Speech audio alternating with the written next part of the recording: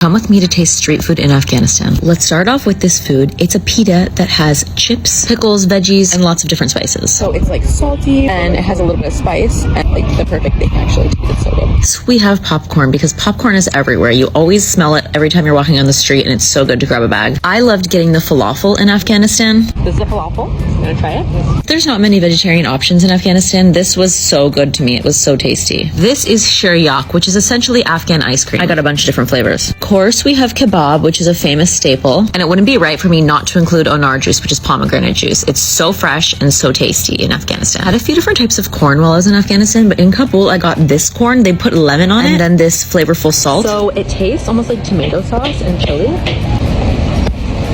I feel like I'm eating pasta.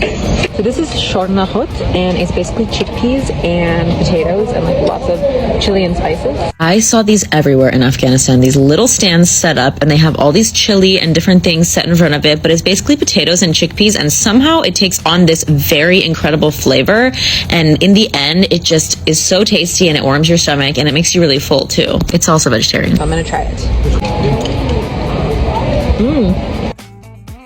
Spicy dough and it's so yummy.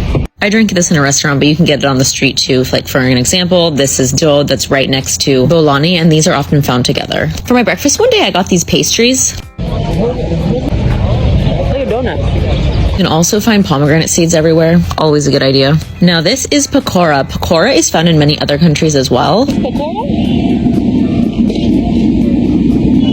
It's really just fried potato. These are jalebi. You can find these in India and Pakistan. And then honorable mention had to be chai because you can get chai literally anywhere on the street or anywhere in general.